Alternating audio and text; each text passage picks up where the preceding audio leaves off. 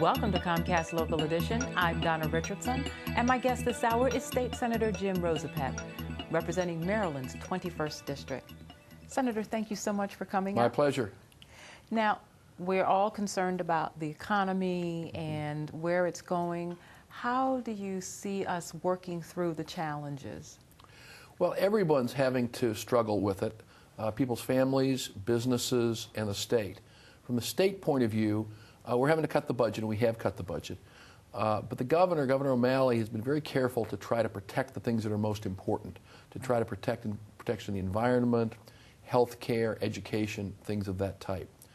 We also have been pushing to extend unemployment compensation, to expand health care for people who are laid off their jobs, and generally to help people get through this very difficult time. Now, we're also part of the economy, and the things that the family budgets have to worry about are energy prices and what we're paying for electric and for fuel. And absolutely. Well, this is one of the issues that I've worked on a lot, because electric rates are out of control. Because of deregulation passed in 1999, electric rates went up over 70%. So I sponsored legislation along with Governor O'Malley and Senator Pipkin to re-regulate electric rates. We got it through the Senate last year with 27 votes, couldn't get it through the House. We're going to come back this session and fight for it. Deregulation has failed. Until we get rid of it, people are going to be paying outrageous rates, but we're going to keep working on it. And do you find also, I know you're trying to regulate the rates, but how do we look about alternative sources of energy? Well, we need to expand that. The governor has proposed long-term contracts by the state for solar and wind. That makes a lot of sense. I'm very supportive of renewables. But that really relates to regulation, because the reason there hasn't been more energy generation produced is because the producers want to keep control of the market. So the state needs to be aggressive in coming up with alternatives like wind and solar. Right. Now, also, education is also a key issue for all of us, and do you have some thoughts on how we can progress with that?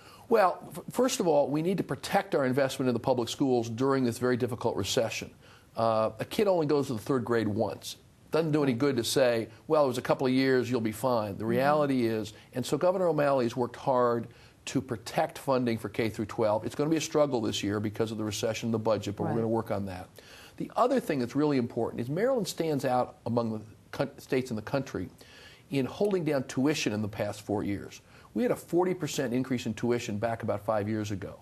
Since Governor O'Malley came in, we've had zero increase in tuition rates. And I've fought very hard for that. I represent College Park, where the University of Maryland is. Right. And it's terribly important for working families that they can keep their kids in college while we're going through this recession. And I hope we're going to keep this freeze on tuition for at least another year. And I know the families do also, I mean, because we have to be able to educate our children, and also to give adults the option to go back and learn new job skills.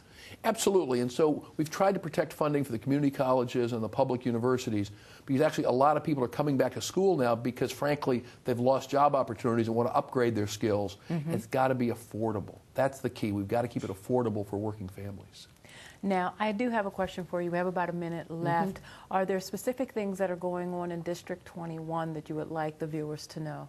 Well, there are many things going on. Obviously, everything related to the University of Maryland is going on in District 21. I would say the other things that are more long-term investments, and frankly, President Obama has been very helpful on this in his stimulus package, is investing in mass transit. We're very hopeful that the Metro Purple line will be built over the next few years. Actually, Vice President Biden came to Laurel to launch the rebuilding of the train station for the Laurel Mark station. We want to help people get off the roads and save money by using mass transit.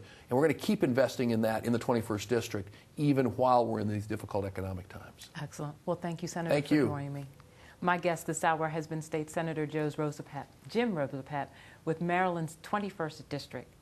And if you're interested in what Comcast is doing in your area, go to On Demand and click Get Local. For Comcast Local Edition, I'm Donna Richardson.